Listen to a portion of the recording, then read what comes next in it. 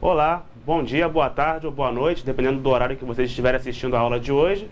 Eu sou o professor de História, Léo Martins, e hoje nós vamos começar o edital, com as aulas direcionadas para o concurso público da Polícia Militar do Estado do Rio de Janeiro, tá ok?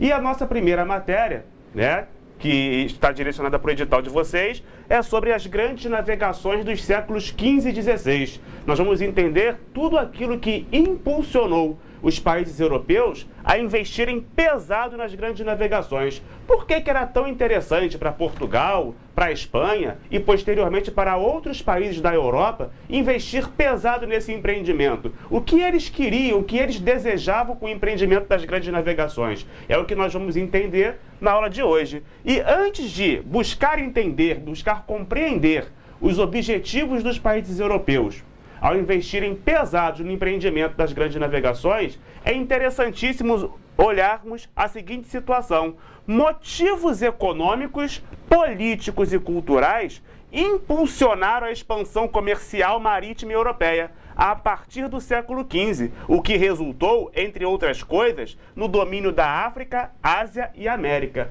Opa, então chegamos aqui numa situação muito importante. Já estamos visualizando a seguinte situação: que motivos econômicos impulsionaram os países da Europa, nos séculos XV e XVI, a investirem pesado no empreendimento das grandes navegações. Estamos visualizando também que motivos políticos e culturais também impulsionaram esses países europeus. Mas, professor, que motivos econômicos eram esses? Que motivos políticos eram esses? Como eu já disse, é o que nós vamos descobrir na aula de hoje, tá ok? Além do mais, é interessantíssimo abordarmos a seguinte situação: através do empreendimento das grandes navegações, o continente europeu vai começar a empreender o descobrimento e domínio do continente africano, do continente asiático e da América, do nosso continente. Ou seja, com relação às grandes navegações, nós podemos associar, nós podemos dizer, melhor dizendo, que esse evento proporcionou aquilo que nós chamamos de primeiro processo de globalização da história. Ou seja, o que é processo de globalização? Dizendo de forma bem simples e rápida, é um processo de encurtamento de distância. Ou seja, pela primeira vez, as distâncias foram diminuídas. Ou seja, povos de diferentes nacionalidades, diferentes culturas, vão começar a se encontrar através do empreendimento das grandes navegações. Ou seja, a Europa entra em contato com os povos africanos, com os povos asiáticos, com os povos americanos e vai se consolidar a partir dos séculos XV e XVI como continente conquistador, como continente colonizador, é a cultura do eurocentrismo, a Europa no centro de todas as coisas como continente superior, entre aspas. Ou seja, é justamente isso, que nós vamos visualizar que as grandes navegações vai proporcionar para o mundo. É o primeiro processo de globalização da história. Esse processo de globalização, ele vai se iniciar com o empreendimento das grandes navegações, tá ok? Então agora nós vamos começar a visualizar a seguinte situação: por que era importante naquele momento, a partir do século XV, os países da Europa investirem pesado nas grandes navegações? Gente, desde o século XI, século XII, século XIII, século XIV, existia um país europeu que tinha o monopólio do comércio de especiarias com o Oriente: a Itália.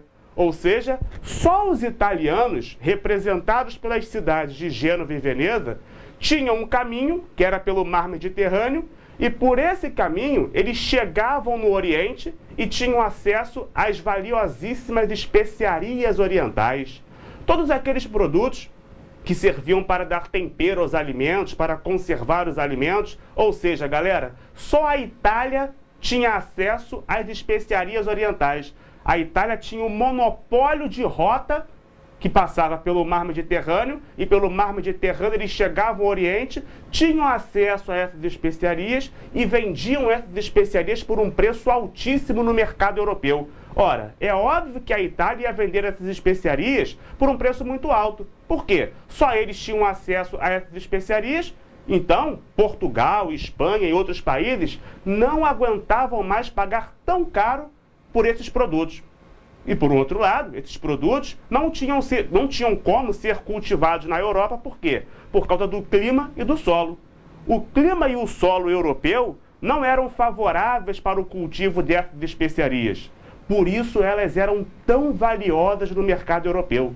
Logo, principalmente, em um primeiro momento, Portugal e Espanha começaram a pensar no seguinte: meu Deus, temos que encontrar uma rota marítimo-comercial alternativa que nos leve até o Oriente para que nós também possamos ter acesso a essas especiarias. Opa! Então estamos visualizando o primeiro motivo econômico que fez com que os países europeus, em um primeiro momento Portugal e Espanha, começassem a investir nas grandes navegações.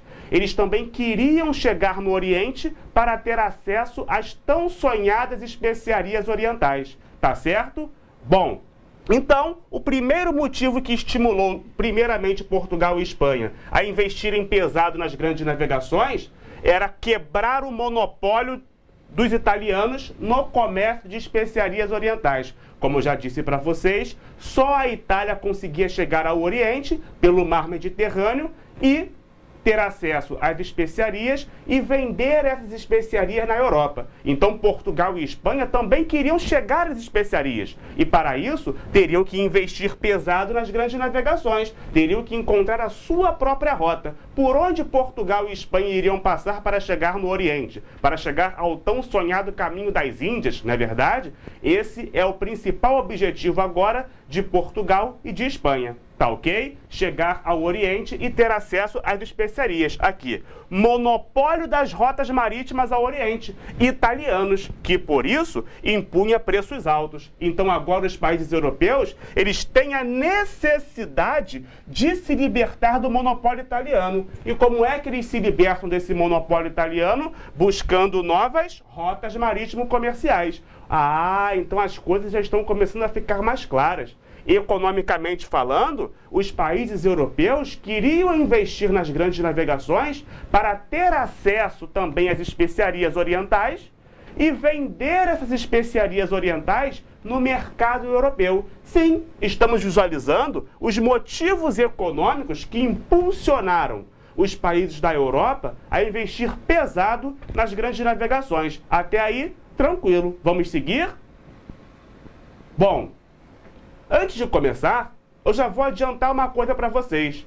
Os portugueses serão os primeiros a quebrar o monopólio italiano e conseguir chegar no Oriente, né? Ter acesso a essas especiarias e também comercializá-las na Europa, quebrando assim o monopólio italiano. Mas vamos visualizar a seguinte situação, que Portugal vai conseguir obter sucesso, obter êxito, assim como a Espanha posteriormente vai conseguir obter sucesso, êxito nas grandes navegações, por um fator importantíssimo.